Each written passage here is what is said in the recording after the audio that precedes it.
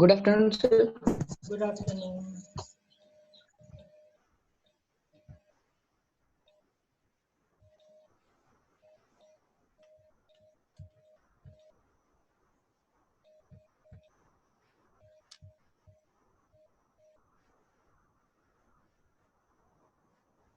Okay, चलिए start करते हैं हम लोग। बताइए, किसी को टेस्ट देने में मजा आया? पहले सबको सो बताइए। Yes, sir. तो नेक्स्ट टेस्ट के लिए प्रिपेयर रहिएगा। नेक्स्ट टेस्ट जो होगा, ये टेस्ट तो आपका जो था वो मैंने शॉर्ट में ही लिया था, आधे घंटे का ही लिया है, 25 मिनट का था। बट अभी नेक्स्ट टेस्ट जो होगा वो आप लोगों का 1 घंटे का होगा, राइट? 1 घंटा या फिर एटलीस्ट 50 मिनट्स। और उसमें क्वेश्चन जो आपके होंगे वो थोड़े से इससे और टफ होंगे, और अराउंड 30-35 1 घंटे का होगा और 30-35 क्वेश्चन होंगे, ठीक है? बट वो अभी नहीं, थोड़ा जब बेसिक मैथमेटिकल टूल्स खत्म हो जाएगा तो फिर सारे का मिक्सचर, मतलब सारा पूरा जो टॉपिक्स हमने कवर किया है उतना का टेस्ट हो। तो उस टाइम के लिए अपने आप को प्रिपेयर रखिए। बट ये जस्ट मैंने एज अ डेमो आपको दिया था कि जो भी नेक्स्ट आगे टेस्ट होंगे, जब तक लॉकडाउन है तब तक ऐसे ही टेस्ट होंगे, ठीक है? तब तक ऐसे ही टेस्ट होने वाले हैं। अभी नेक्स्ट किसी को टेस्ट में सबसे पहले आज जो हम लोगों ने क्या था कि टेस्ट जो था उसका कुछ क्वेश्चंस, अगर किसी को कोई दिक्कत है तो वो हम लोग आज पहले डिस्कस करेंगे। फिर जो नेक्स्ट टॉपिक है वो हम लोग मंडे से स्टार्ट करेंगे, राइट? आज हम लोगों को डिस्कशन किस चीज़ का करना था? टेस्ट, आपका टेस्ट का। तो टेस्ट में बताइए, मैंने पहले ही बोला था कि टेस्ट का जो डाउट है आपको वो आप लोग कलेक्ट कर लीजिए, ठीक है? तो अब सबसे पहले हम लोग टेस्ट पेपर पे ही आते हैं। क्या था टेस्ट में, हम लोग देखते हैं। एक्चुअली जितने भी लोग हैं, देखो सबसे पहले ये चीज़, जितने बार आपने, जिन लोगों ने 2-2 बार टेस्ट किया होगा उनको ये चीज़ एहसास हुआ होगा कि हर बार क्वेश्चन सेम नहीं आया। अगर आपने 2 बार दिया है तो हर बार क्वेश्चन आपका सेम नहीं होगा, क्वेश्चन आपका डिफरेंट आया होगा। ये चीज़ नोटिस किया किसी ने? और सब एक एक का स्टूडेंट का, जितने भी स्टूडेंट हैं सारे स्टूडेंट्स का भी क्वेश्चन सेम नहीं है। आप सोचिए कि मेरा आपका क्वेश्चन और किसी और स्टूडेंट का क्वेश्चन सेम है, नहीं, वो क्वेश्चन भी अलग अलग है। तो वो टोटल क्वेश्चन जो थे, वो टोटल क्वेश्चन मैंने 20 क्वेश्चन दिए थे, और मैंने कंप्यूटर को बोला कि भाई साहब आप क्वेश्चन 15 क्वेश्चन उठा करके बच्चे को दे दो। अब उस कंप्यूटर ने वो 15 क्वेश्चन, कौन से 15 क्वेश्चन दिए वो मुझे भी नहीं मालूम कि हाँ ये क्वेश्चन है। मुझे बस इतना मालूम है कि ये 20 क्वेश्चन थे, उस 20 क्वेश्चन में आपको 15 क्वेश्चन मिला है। अब कौन सा 15 क्वेश्चन मिला है ये मुझे नहीं पता। सर 2 बार भी दे सकते थे क्या? हाँ, आप 2 बार दे सकते थे। मैं तो मेंशन किया आपको कि आप कितनी बार भी दे सकते थे टेस्ट, और आप जितनी बार टेस्ट देते उतनी बार आपको क्वेश्चन अलग मिलते। सर एक बार, सेकंड बार मैंने दिया तो 100% आ गया मेरा। हाँ, तो सारा वो तो आगे जानते थे। तो वो तो सर एक बार सर 2 क्वेश्चन बनाया और गलती से सबमिट हो गया। हाँ, कोई बात नहीं, ठीक है। बट वो आपका ऐसा है ना कि 2-3 तीसरे बार में जब आप दोगे, तीसरे बार में आपका क्वेश्चन जो है वो सेम आ सकते थे, ठीक है? बट शुरू के 2 बार अगर आप दोगे तो 2 बार में क्वेश्चन शुरू में अलग अलग आते, ठीक है? चलो मोहित, आपको आप कौन से स्कूल से हो मोहित? आप अनम्यूट करो एक बार अपनी तरफ से। Yes sir. मोहित, आवाज आ रहा है आपको?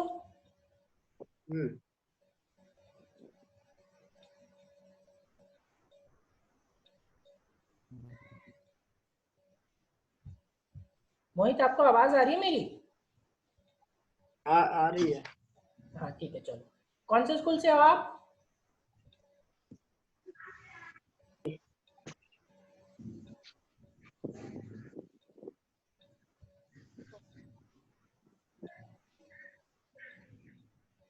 मोहित, जवाब नहीं दे रहे हो आप। आवाज आ रही है तो जवाब क्यों नहीं दे रहे हो?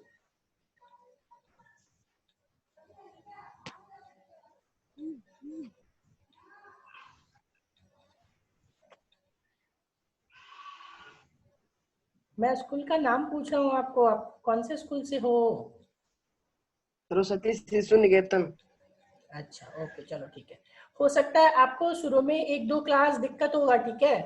तो आप क्या करना, थोड़ा पेशेंस रखना और पुराने कुछ वीडियोस हैं जो इस चैप्टर से रिलेटेड है वो वीडियोस देखना, और बाकी 2-3 क्लास पेशेंस रखना जब तक कि नया टॉपिक स्टार्ट नहीं होता। जैसे ही नया टॉपिक स्टार्ट होगा तो वो आपको समझ में आने लगेगा, क्योंकि पुराने टॉपिक्स जो हम लोग पढ़ रहे हैं तो वो थोड़ा हम लोग आगे निकल चुके हैं, ठीक है, तो उसमें हो सकता है आपको थोड़ा सा दिक्कत हो, तो इसलिए पेशेंस रखना। चलो नेक्स्ट हम लोग आते हैं, अभी टेस्ट का जो पेपर है उस पर हम लोग डिस्कशन करते हैं कि कौन कौन सा क्वेश्चन हम लोगों को क्या था।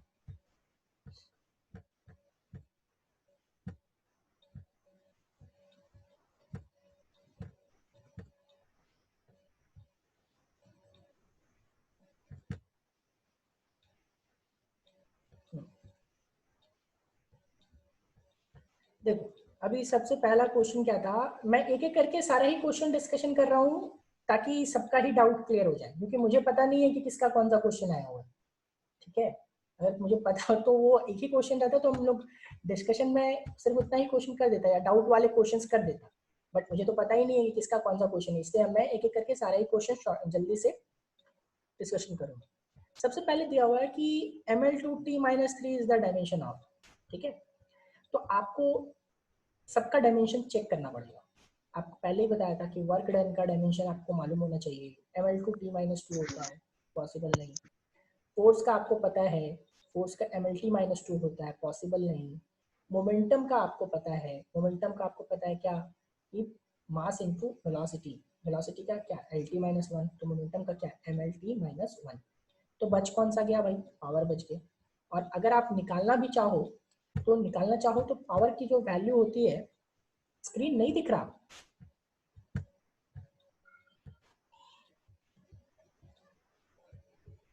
अच्छा स्क्रीन नहीं दिख रहा क्या, रुक जाओ अभी मैं फिर से शेयर करता हूँ।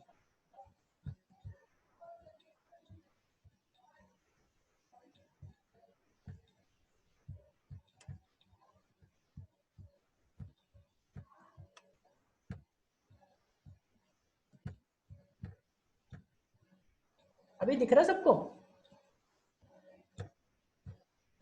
अभी चैट में बताओ सब, स्क्रीन अभी दिख रहा है सबको।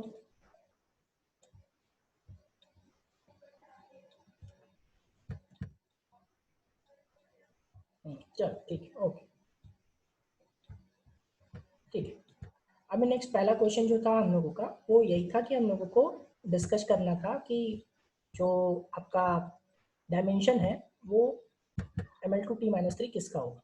तो वर्क का हो नहीं सकता क्योंकि वर्क आपका डायमेंशन होता है ml2t-2।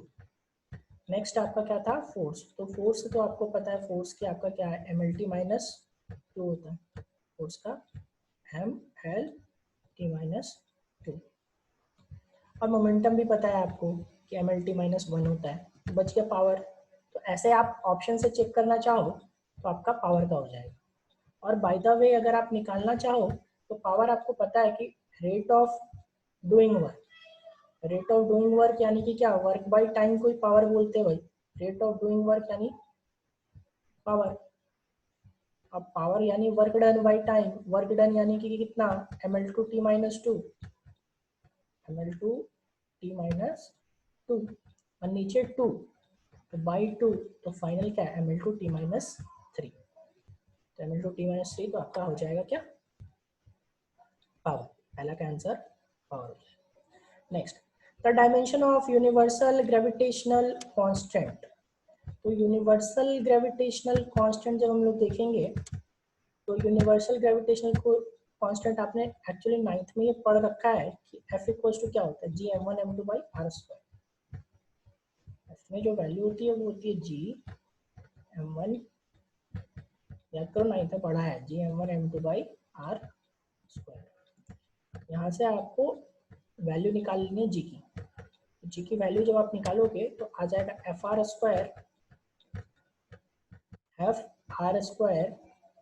By Gm1m2 by m1m2।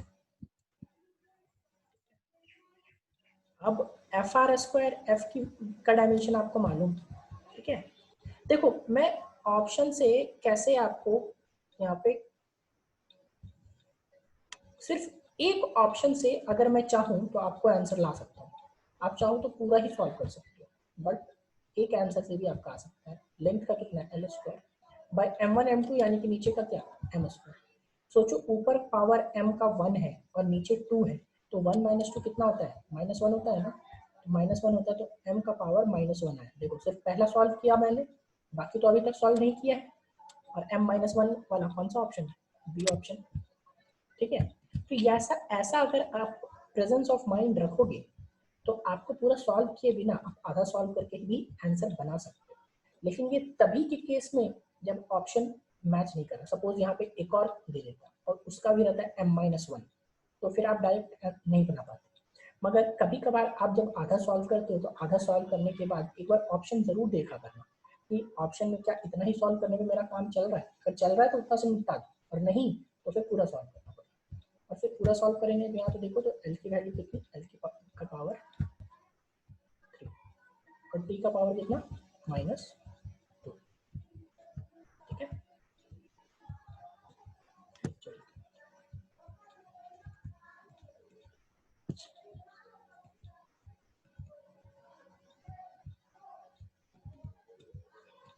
Next question है, नेक्स्ट क्वेश्चन पे आते हैं। तो इसका आंसर क्या होगा, m-1 l पावर 3 और t का पावर -2, ठीक है।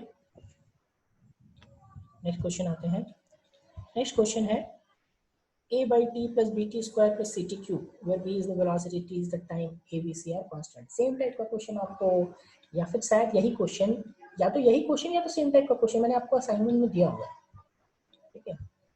देखिए कि ऑलरेडी असाइनमेंट में इस टाइप का क्वेश्चन मैं करवा चुका हूँ और बताया था कि ऐसे क्वेश्चन जो है वो बनते हैं प्रिंसिपल ऑफ होमोजेनिटी पे।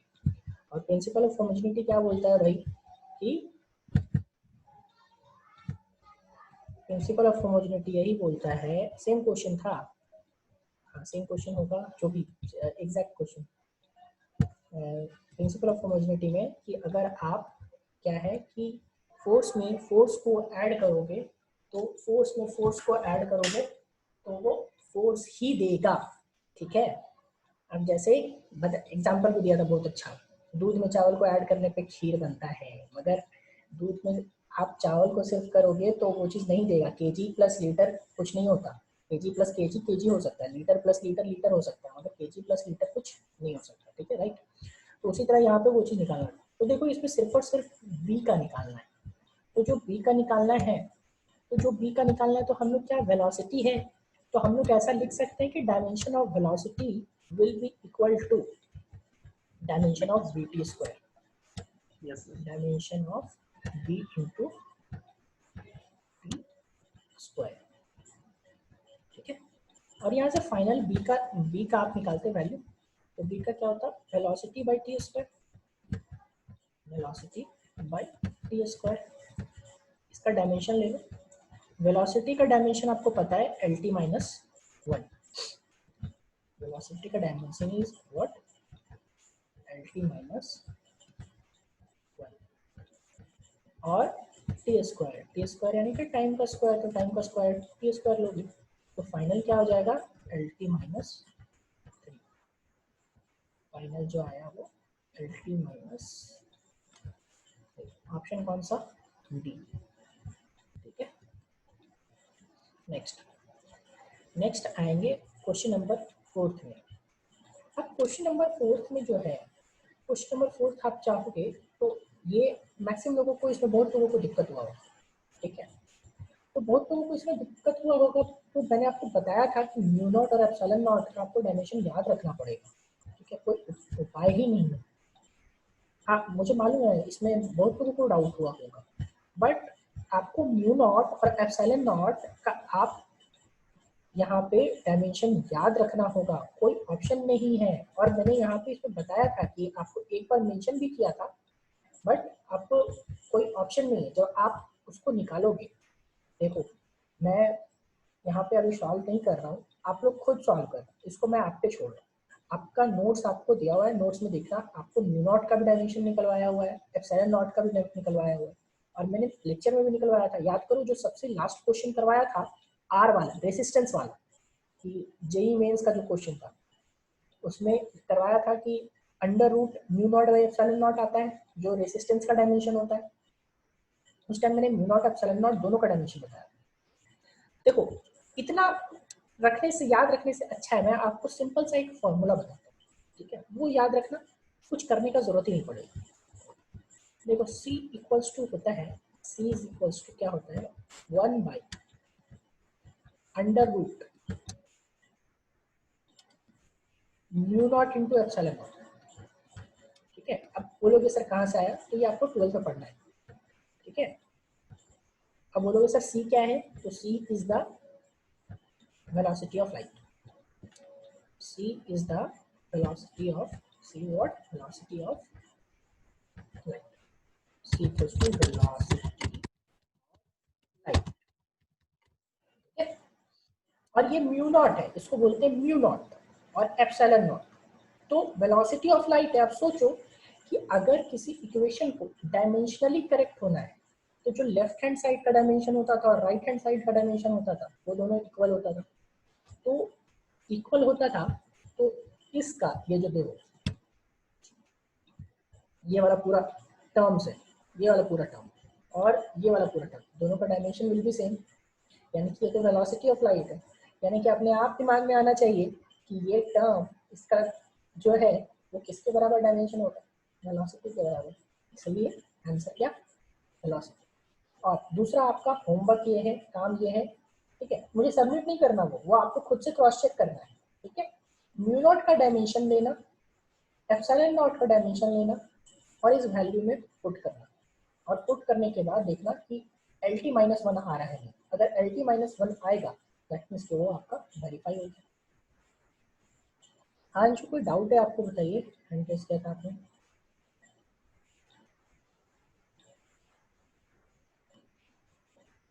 सर ये फॉर्मूला से एक बार फिर से बताइए। फॉर्मूला है C equals to 1 by under root mu naught into epsilon naught, और इसको हम लोग बोलते हैं यहाँ C की वैल्यू जो है वो वेलोसिटी ऑफ लाइट होती है। वेलोसिटी ऑफ लाइट कितना होता है 3 × 10⁸ मीटर पर सेकंड, ठीक है। तो हाँ ये जाके आपको 12 में पढ़ना है, बट फिलहाल आप लोग ये याद रखो, ठीक है। ये डेरिवेशन हम लोग 12 में इसका प्रॉपर डेरिवेशन करते हैं, बट ये आपको फॉर्मूला फिलहाल याद रखना है कि ऐसा कुछ होता है। डेरिवेशन हम लोग 12 में देखेंगे और वहां से ये C वेलोसिटी ऑफ लाइट है, तो ऑब्वियसली ये पूरे का जो टर्म है, जो राइट हैंड टर्म है, वो वेलोसिटी ऑफ लाइट दोनों डायमेंशनली इक्वल होना चाहिए ना। तो इस साइड का डायमेंशन इसके बराबर और इसके बराबर, तो C वेलोसिटी ऑफ लाइट है, तो वेलोसिटी का क्या होता है, डायमेंशन वेलोसिटी होता है ना। यस तो यहाँ पे इसका डायमेंशन भी वेलोसिटी के बराबर, इसलिए आंसर क्या हो गया आपका, वेलोसिटी, ठीक है। टेंशन क्लियर हो गया अब आपको।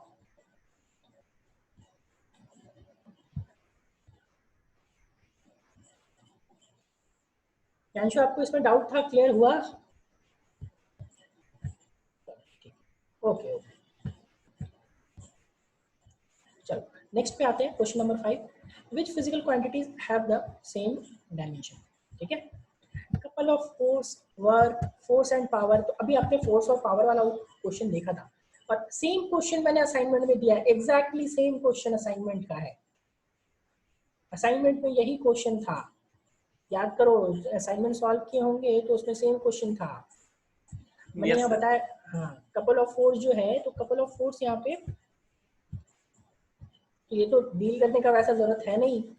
तो आपको कपल ऑफ फोर्स का बताया था कि कपल ऑफ फोर्स यानी फोर्स इनटू परपेंडिकुलर डिस्टेंस बोलते हैं, टॉर्क बोलते हैं। तो फोर्स इनटू परपेंडिकुलर डिस्टेंस यानी फोर्स और डिस्टेंस का ही तो हम लोग क्या बोलते हैं, वर्क बोलते हैं, ठीक है। तो एक नंबर जो था वो आपका सही। और वैसे भी आप बाकी सब चेक करोगे ना तो बाकी सब निकलेगा ही नहीं, बाकी सबका डेफिनेशन भी बताया, वर्क एंड पावर का आपको पता है। Rate of doing work is known as power, यानी work by time is power, तो सेम का आंसर हो जाएगा, ठीक है। Next, which one has the dimension different from the remaining 3, ठीक है।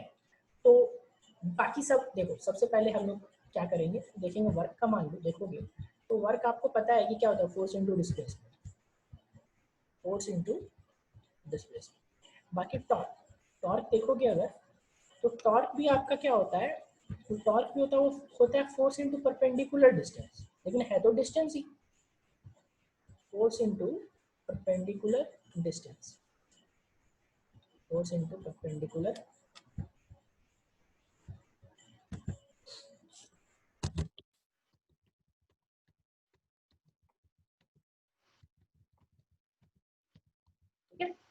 फोर्स इंटू परपेंडिकुलर डिस्टेंस, यानी कि आर लिख लो आप फिर भी, तो है तो फोर्स इंटू डिस्टेंस ही, तो रहेगा ये भी क्या आपका torque.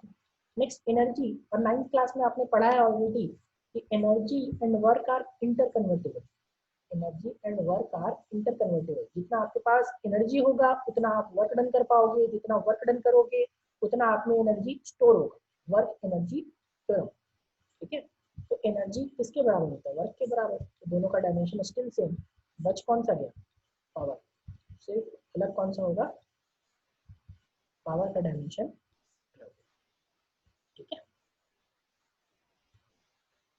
Next question 7, if velocity r, velocity v is velocity, r is radius, g is acceleration due to gravity, then which of the following is dimensionless।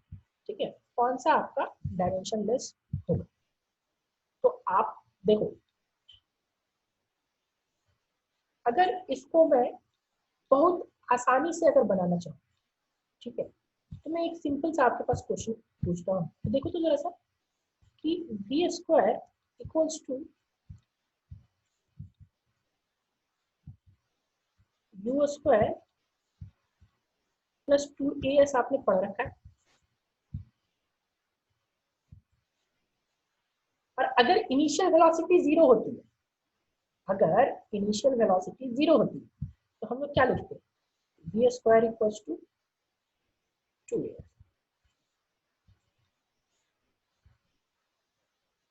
अगर हम लोग सोचो तो a क्या है, a तो एक्सेलरेशन है, और a जब एक्सेलरेशन है तो g भी तो एक्सेलरेशन है, और s आपका डिस्टेंस है, s आपका डिस्टेंस है, तो r भी तो डिस्टेंस है, रेडियस है, तो r भी डिस्टेंस, o भी डिस्टेंस, तो अगर मैं दोनों साइड डायमेंशन ले लूं, अगर मैं दोनों साइड डायमेंशन ले लूं, तो यहाँ पे देखो तो कि v स्क्वायर का डायमेंशन अपॉन 2 का डायमेंशन तो होता नहीं है, एक जगह पे पुट कर दिए g और s की जगह पे पुट कर दिए r, तो इसका डायमेंशन क्या हो जाएगा, 1 के बराबर। डायमेंशन इस साइड टोटल आ गया तो 1 का डायमेंशन के बराबर, और 1 का तो कोई डायमेंशन होता ही नहीं है ना, तो ये क्या हो जाएगा, डायमेंशन लेस। ठीक है, ये था शॉर्टकट। और बचा हुआ आपका लॉन्ग मेथड, तो लॉन्ग मेथड में आपको पता है ऑलरेडी कि वेलोसिटी जो होता है उसका डायमेंशन क्या होता है, भाई lt माइनस 1। फिर रेडियस का रेडियस है तो रेडियस का डायमेंशन क्या, सिंपल और सिंपली l, और फिर g का डायमेंशन क्या, lt माइनस 2। सबका पुट करके देखेंगे, तो आपका डायमेंशन लेस कौन सा आ जाएगा, फर्स्ट वाला। ये दोनों, ये इससे थोड़ा सा लॉन्ग पड़ेगा, आपको पुट करके देखना पड़ेगा कैसे हम लोग चेक कर रहे हैं, और भाई ये जो मेथड बताया ये शॉर्टकट से निकल जाएगा। ठीक है, चलो नेक्स्ट क्वेश्चन आते हैं। पहले ये बताओ, is it clear to everyone, सबको क्लियर है ये कि शॉर्टकट में कैसे मैंने बनाया, शॉर्टकट क्लियर है सबको।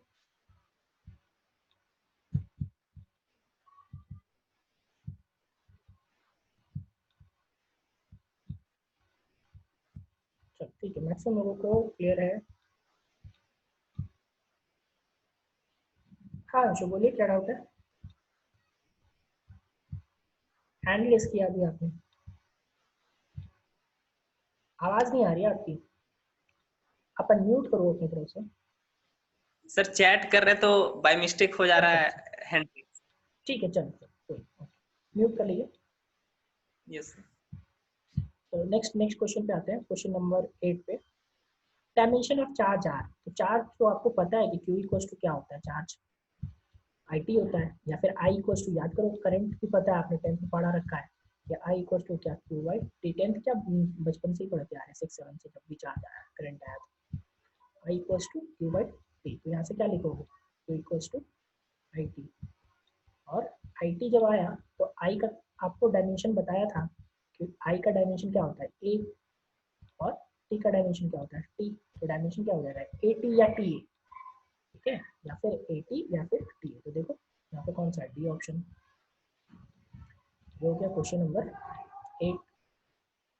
नेक्स्ट आएंगे क्वेश्चन नंबर 9 पे। S equals to A into 1 minus e का power minus bxt, where s is speed, x is displacement. The unit of d is. चलिए, इसमें कुछ लोगों को दिक्कत हुआ हो, ठीक है। ये जेई मेंस का क्वेश्चन है, जेई मेंस में एक बार पूछ चुका है क्वेश्चन। अच्छा, इसमें भी डाउट है। हाँ हाँ बता रहा हूँ, बिल्कुल वही डील करूँगा। तो इसमें सबसे पहले आप याद करो, एक्सपोनेंट पे एक क्वेश्चन दिया था, मैंने उस टाइम भी बताया था कि बाबू एक्सपोनेंट का कोई डायमेंशन नहीं होता, एक्सपोनेंट का कोई डायमेंशन नहीं होता। तो सोचो, तो यहाँ पे पावर bxt है, तो bxt है तो bxt का कोई डायमेंशन नहीं होगा। तो हम लोग क्या लिखेंगे कि bxt एक्सपोनेंट, ध्यान रखिएगा, एक्सपोनेंट हो गया, ट्रिग्नोमेट्रिक रेशियो हो गया, या सारी चीजें जो भी चीजें हैं, ट्रिग्नोमेट्रिक रेशियो, एक्सपोनेंट, लॉगरिदम, वो सब का कोई डायमेंशन नहीं होता। तो यहाँ पे bxt का कोई डायमेंशन नहीं होगा। सिंपल सी चीज करेंगे कि b into x into t is equal to dimension, ठीक है। हाँ, सेम टाइप का, एग्जैक्टली सेम टाइप का ही क्वेश्चन था। तो bxt is equal to no dimension. No dimension यानी कि क्या? नो डायमेंशन यानी कि मैं डायरेक्ट कोई नंबर लिख लो, वन, कोई नंबर वन, क्यों? क्योंकि नंबर वन का कोई डायमेंशन नहीं होता, कोई भी नंबर का कोई डायमेंशन। तो बचा यहाँ पे डायमेंशन ऑफ बी। तो dimension of B will be equal to 1 upon xt, 1 upon xt। अब 1 अपॉन xt, यहाँ पे 1 आया, और x क्या? डिस्प्लेसमेंट, डिस्प्लेसमेंट का क्या होता है? मीटर। और टाइम, टाइम का क्या होता है? Second, meter second. नीचे आया, अब बिकॉज नीचे आ रहा है, तो नीचे आ रहा है तो यहाँ पे आप ऊपर ले जाओगे इसको, तो क्या हो जाएगा? पर मीटर, यानी मीटर का पावर -1। एक मिनट होल्ड कीजिएगा।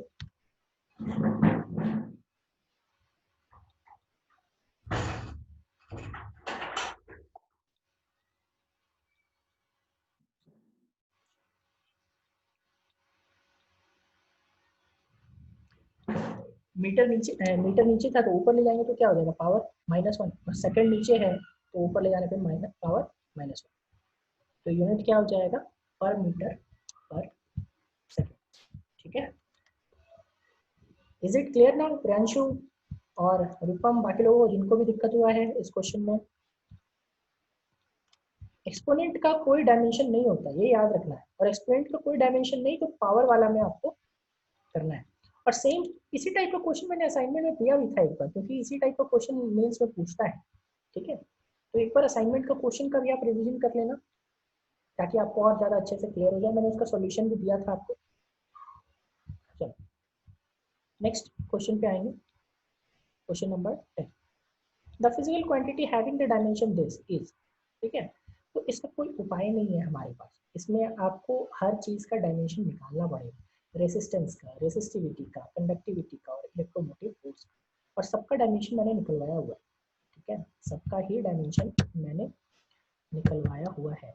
हाँ, कुछ लोगों को ये प्रॉब्लम हो सकता है, कंडक्टिविटी क्या होता है पता नहीं होगा, क्योंकि हर स्कूल में कंडक्टिविटी नहीं बताया जाता, बिकॉज कंडक्टिविटी जो है आपका वो 10th के सिलेबस में नहीं है। बट मैंने जब जेएनयू में बताया था, तो उस टाइम मैंने कंडक्टिविटी बताई थी कि रेसिस्टिविटी का अपोजिट को हम लोग कंडक्टिविटी बोलते हैं, ठीक है। चलो मैं इसका भी आपको बता देता हूँ, एक बार रिविजन थोड़ा सा हम लोग हो जाएगा। सबसे पहले आपने यहाँ पे पढ़ा है ऑलरेडी कि R इक्वल्स टू क्या होता है? रो L बाई ए, ये सबने पढ़ा, ठीक है। और यहाँ पे R equals to rho L by A आप पढ़ा है।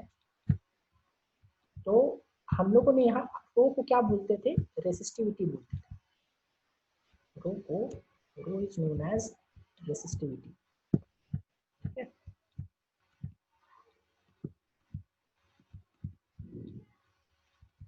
This rho is what? Resistivity.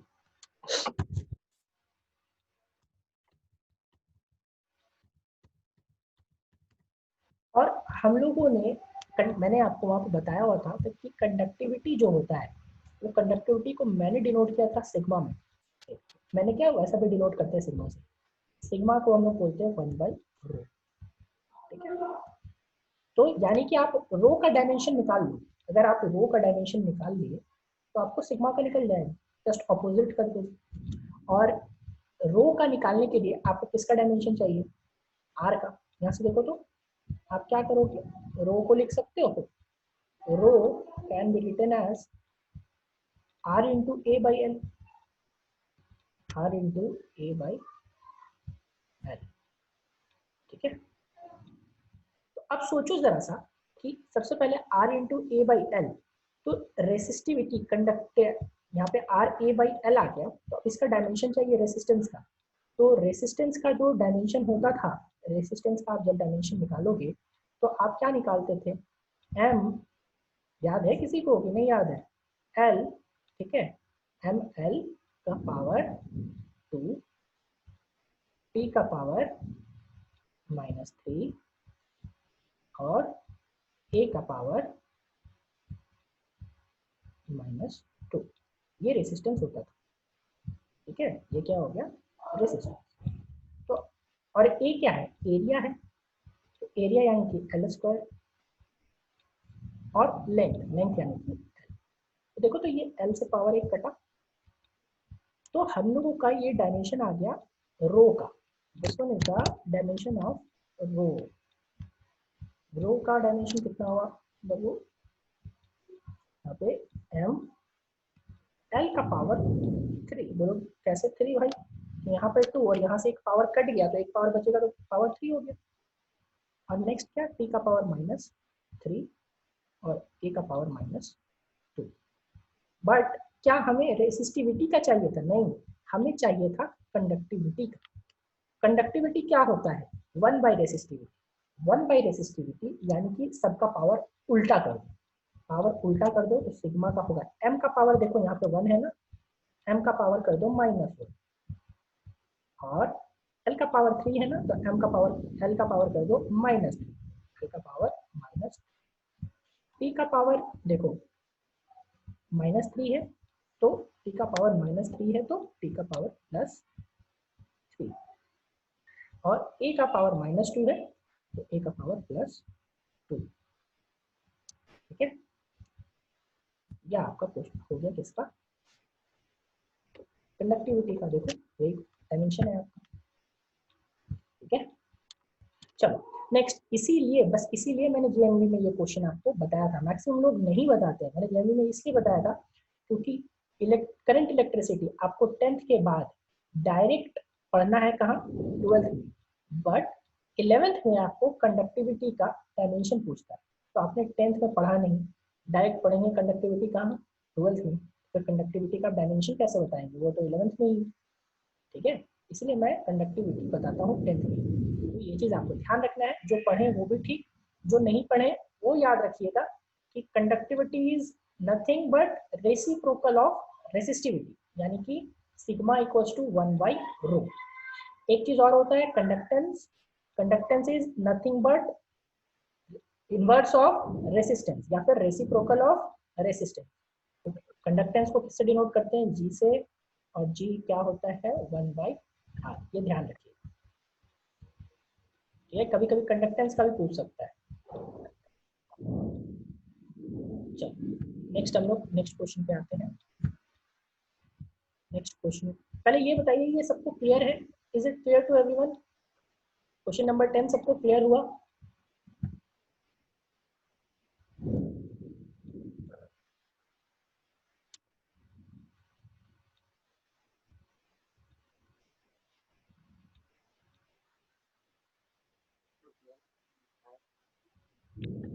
चलो ठीक है, ओके।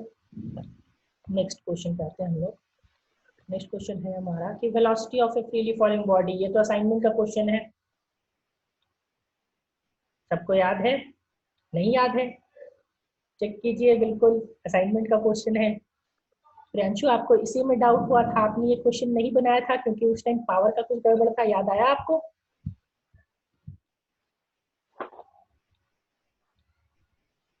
बिल्कुल ये असाइनमेंट का क्वेश्चन है, इसलिए मैं ये डिस्कशन करने वाला नहीं हूँ।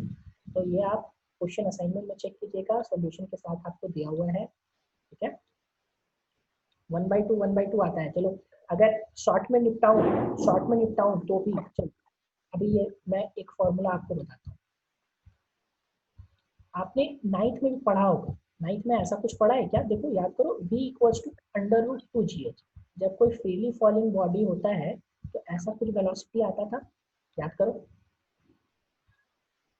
9th में ये चीज पढ़ा है ग्रेविटेशन में, या फिर आता है ना? तो यहाँ से देखो तो g का पावर कितना है, बिना सॉल्व किए ये सब क्वेश्चन आप बिना सॉल्व किए भी बना सकते हो। g का पावर देखो आधा है, हाफ है, और h का पावर कितना है देखो तो हाफ है, और वेलोसिटी ही मेंशन कर रहा है ना। सिंपली सोच के देख लो, g की वैल्यू कितनी है, g का पावर हाफ हो गया और h का पावर हाफ हो गया। ठीक है, आज मौसम यहाँ फिर बहुत खराब हो गया है, पता नहीं, देखो फिर इलेक्ट्रिसिटी मंडे को रहता है या नहीं। चलो ठीक है, अभी फिलहाल हम लोग आज देखते हैं। ये क्लियर है सबको? ये क्लियर हुआ सबको? विदाउट सॉल्व किए भी आप इसको निपटा सकते हो v = √2gh का फॉर्मूला से। चलो ठीक है, नेक्स्ट क्वेश्चन पे आते हैं हम लोग। नेक्स्ट क्वेश्चन है हम लोग का question number 12।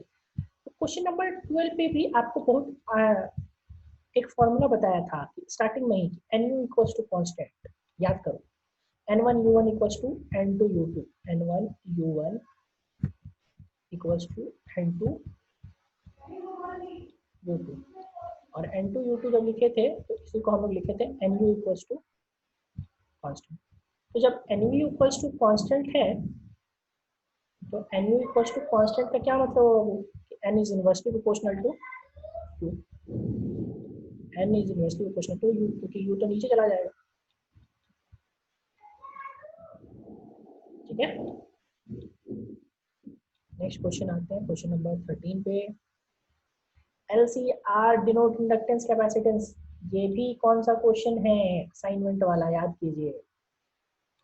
Same question assignment में दिया था, बाय प्रूफ भी करवाया था, 2-3 चीजों को बताया था कि L/R का होता है, CR का होता है। इजी प्रियांशु बता दिया इसीलिए आसान है, नहीं बताता तो आसान होता क्या? फिर आप L का निकालोगे, R का निकालोगे, C का निकालोगे। ये आसान इसीलिए है क्योंकि बता चुका हूँ, मैक्सिमम टाइम ये बहुत सारे क्वेश्चंस आपको पूछते हैं कंपटीशन में, तो ये ध्यान रखना है। ठीक है, चलो मैक्सिमम लोग सबको क्लियर होगा, ये सबको ही क्लियर होना चाहिए। नेक्स्ट अभी हम लोग नेक्स्ट क्वेश्चन पे आते हैं। 2 पॉइंट, ये भी असाइनमेंट का क्वेश्चन है। असाइनमेंट का क्वेश्चन में बताया था कि 2 क्वांटिटीज, प्रिंसिपल ऑफ होमोजेनिटी में आपको बताया था कि 2 भी क्वांटिटीज को तभी हम लोग ऐड या सब्ट्रैक्ट कर सकते हैं जब उसका डायमेंशन सेम हो। ठीक है, और अगर डायमेंशन सेम नहीं हो तो हम लोग ऐड या सब्ट्रैक्ट नहीं कर सकते, बट मल्टीप्लाई डिवाइड कर सकते हैं। ठीक है, यहाँ लिखा हुआ है कि 2 quantities having A and B have different dimension with mathematical operation given below is physically meaningful। तो डिवीजन वाला हो जाएगा। ठीक है, चलो मैं अभी टाइम खत्म हो रहा है। ठीक है, हमें सिर्फ 6 क्वेश्चन डील करने हैं, तो एक बार सब डिस्कनेक्ट करके फिर से कनेक्ट होइए, 5 मिनट में हम लोग ये डील करके फिर खत्म करते हैं। ठीक है, आज खत्म ही कर लेते हैं इसको। एक बार डिस्कनेक्ट होइए सब और फिर से एक बार रिकनेक्ट।